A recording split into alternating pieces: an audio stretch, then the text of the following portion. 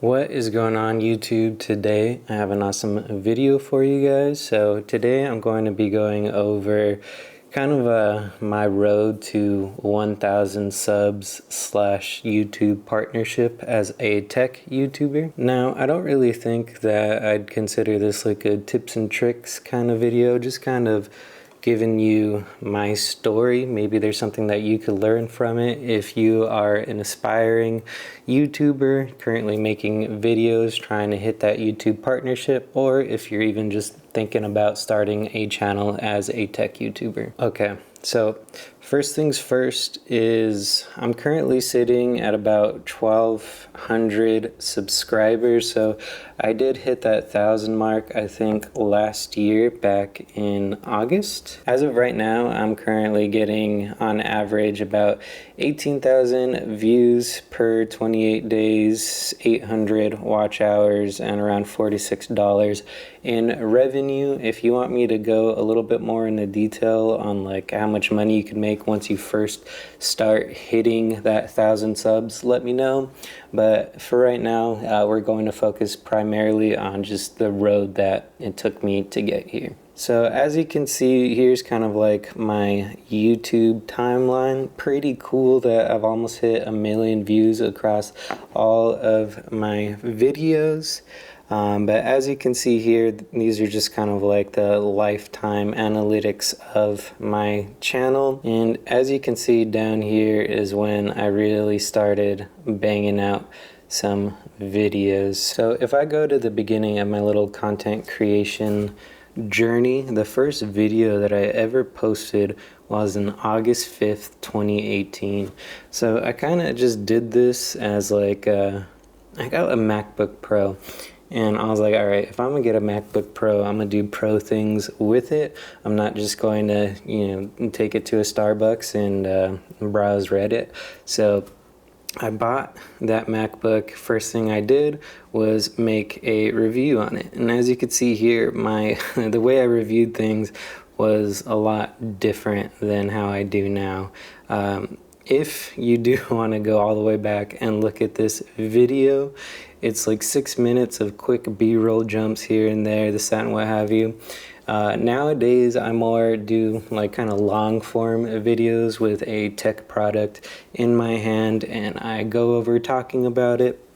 Kind of like how I would have a conversation with a friend. I think that's one thing that I've really learned over the years of making all these YouTube videos is there's not one way to do this. If you're a tech YouTuber, like a lifestyle travel YouTuber or what have you, I really wouldn't try and like copy anyone, which is like something that I sort of kind of try to do in the beginning. But slowly you start to, as cheesy as it sounds, find your own voice, which is what I ended up, where I ended up. So now I like don't even really have a script or anything. I just sit down and legitimately, almost like a podcast, I would say, just kind of have a conversation about my thoughts with whatever product it is, whatever I'm reviewing, or just, whatever I want to share my thoughts on. So kind of looking at the views here, in the very beginning, I surprisingly got a decent amount of views on these early videos here, but I think in the beginning I was I was like, dang, I was pretty consistent. And then you see that year jump here, and that is another pretty big thing, if depending on how serious you want to take this, because if you want this to be your future job, then you really should be putting job hours into it. You know what I mean? So like, for example, right now, because, I have a full-time job and this is more of like a hobby for me personally, I'll go record a video 30 minutes and then edit it in like 40 minutes. No color grading or crazy this or that, what have you, YouTube magic. I just kind of make my content and put it out there, and it's more of like something that I enjoy doing than a job, because I think once it does start to become like more of a job, either it puts more stress into your life, or you have to start weighing out like how many jobs you are working. Because if you're working a full-time job and trying to make YouTube a full-time job at the same time, that will be very taxing. Because what a lot of people don't realize is taking the time to film, edit, and do all that is it's quite a lot of work involved. All right, let me get off that soapbox. So as you could see here, 2018, little decent amount of views. Decided to come back. I mean, look at how horrendous this thumbnail is. I'm still really not good at making thumbnails, but I mean the phone's not even in the picture there. And then so August, September, as you could see, I was starting to take it a little bit more seriously, I guess. And you could see the views, some are hits, some are misses, and by a hit I mean it gets over like 100 views, because some of these are pretty low down there.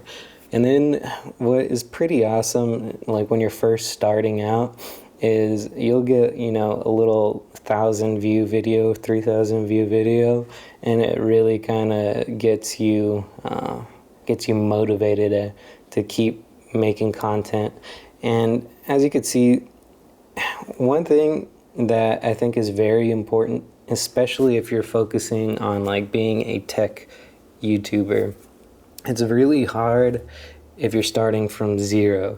And what I mean by that is you don't have like a really like decent job already where you could fund getting all this stuff, because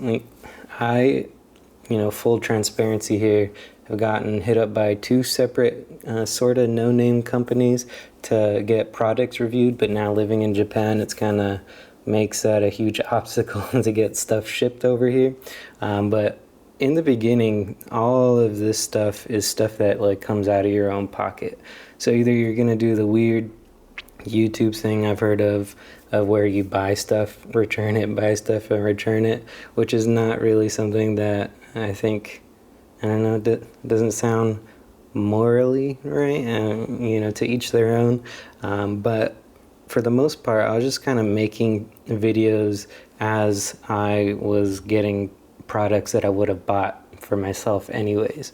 Because a lot of people have a lot of different hobbies. One of my hobbies happens to be, tech. Like I was saying, I usually make videos pretty much whenever I get like a new cool piece of tech and I want to talk about it. Over here, I actually, like when the iPhone 12 came out, tried to make a long form video about just my thoughts on it, and it didn't do too hot, which kind of stopped me from doing videos like that in the future. And I'm kind of 50-50 on this, because you could either continue making videos that you like making, and eventually enough people who enjoy that kind of video will continue to watch, because one thing you don't want to do is jump around from different video styles or even different videos about different things all too much. And what I mean by that is like most of this is tech, but what I used to do back in the day is I would stream, and all of these videos, they all got the same thumbnail. You could see the views on the side over there. All of this was getting kind of mixed in with the videos that like I would publish just normally. And I think, if I find a new YouTuber and I want to watch some of their videos, let's say this keyboard video is interesting, so I click on it, and then I see their channel, and it's filled with just this, and then like one like video about keyboards. You kind of want to, I don't want to say stick to a theme, but you don't want to be all over the place, because when people watch your videos, they want to, if they come for like a guitar video, for example, chances are they want to watch more videos of guitars.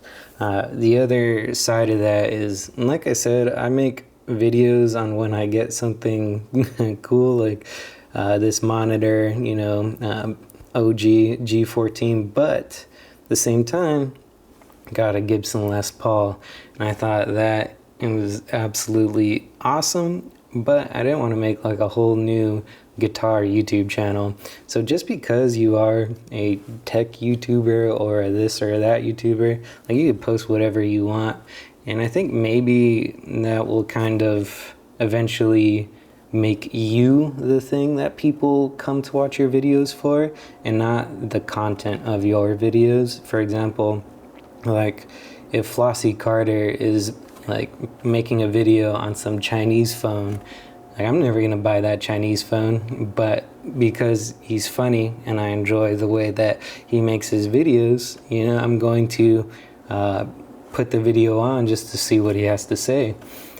And I kind of think that translates here, like just because I make laptop videos, earbud videos, used to make Warzone videos, but a guitar video thrown in there. I even have thrown in like coffee videos here or there. And as you can see, like you never know what is going to do well and what is going to excel in your YouTube channel. So at the end of the day, I think it's just kind of important to post what you want and just have fun doing it. And if you do that consistently over time, then that's when the subscriber count and the watch hours will start racking up. I think this video here is probably it's absolutely my most viewed video that I've ever made, and is literally just installing an SSD in my HP Omen 30L that I ended up selling not too long ago. So little things like that, like just because you can't buy a new phone every day or a new laptop every week or this or that, like little things that you enjoy doing, like even if you're just going to be opening up a laptop and cleaning it, which is one of my videos on here, like someone out there is going to be Google searching that, and your video is going to pop up. And if you make enough of those videos over time, maybe the whole thing about you becoming the thing that people want to come and see, if they enjoy how you deliver the content, if they enjoy just your content in general, you just need to keep consistently posting videos. And over time, once you have those videos posted, you will start to like sharpen all the tools in your toolbox, get better at making the videos that you want to make, and it'll just kind of be a seamless process. Like back in the day, it would take me hours to get the light right. Well, not hours. It would take hours to get like the light right, the camera angle and all this and that, what have you. And now I just kind of set up, start shooting, and it really just takes me no time at all to actually edit these videos. Just going back to, you never really know what's going to pop off. Like here's me cleaning the laptop fans for my old Razer Blade 15, 30,000 views. And I used to kind of, from my streams, if there was a game that I really liked, I would edit it up, chop it up, and post it on here as well. I haven't removed those just because, I don't know, it feels like old time's sake kind of thing. Maybe one day, once my kids finally allow me the time to play more games, I'll start streaming again or just recording video games. Because like I said, at the end of the day, if you enjoy doing it, like why not just record it as well? Because if you're going to be playing games anyways and you record yourself doing it over time, well, I've been playing games since I was like 5 years old. And if I was recording and streaming from the first time that I like could have done it, and I did that consistently, it will absolutely grow over time.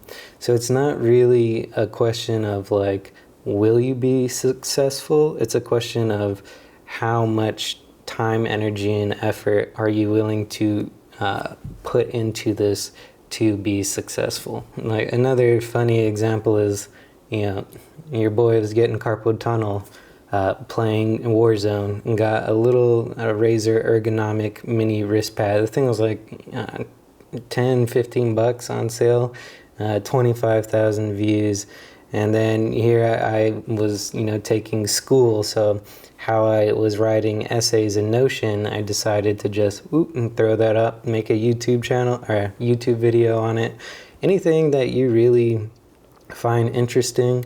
My most interesting thing to me just so happens to be technology, which is why this is riddled with earbuds and phones and PC stuff, and then boop, and you have a guitar video there. And all this to say that the road to 1,000 subs, it may take you 1 year, 2 years, 3 years. There's a lot of ways that you can get to where you want to be faster, and there's a lot of YouTube channels that, you know, show you how to optimize your titles, your thumbnails, and this and that. But I think what's most important isn't the destination, but the journey. You can quote me on that. Because now, like here's a video that I just posted 2 days ago now, at the time of filming this. And it was just me taking out my Pixel Fold and doing a long form conversational review. And if we go back to that iPhone video that I made and it got like 20 views, having, you know, this much, I'll air quote, success from just sitting down, having a conversation like how I enjoy talking about this kind of stuff compared to like taking the time to really be a videographer, which I'm not by any means, and setting up scenes and B-rolls and this and that. Like, I can just go film a video, edit it real quick, post it, and this, just doing that has continued to grow my channel. So as you could see here, I'm getting on average a lot more than I did just, what was it, like 2 years ago. And not every video is a banger, but some of them get up there. And I think what's interesting about this whole 1,000 sub partner thing is you're not going to be making a lot of money by any means from ad revenue right off the bat. But what is pretty neat is if you do get, say, like a case, for example. I got this Bear Armor case. Even though it only has 2,600 views, one of the companies that reached out to me was a case manufacturer for iPhones. And because one of them just so happened to see this video, they're one of these 2,000 people, they're willing to send me a bunch of their free cases and a creator code and all that. So you never know what kind of opportunities are going to open up just by posting about things that you enjoy. So that is pretty much all that I have for you guys. As you can see, there really is no recipe for success. I think you just need to post consistently and you need to have fun doing it. If you have made it this far in the channel, I really appreciate you sticking around for this long. If you leave a like, sub, and a comment, it really would go a long way in supporting me and supporting this channel. If you guys have any questions or just want to hang out in the comments, I love to hear from you. Other than that, I hope you have a great one. Catch you later.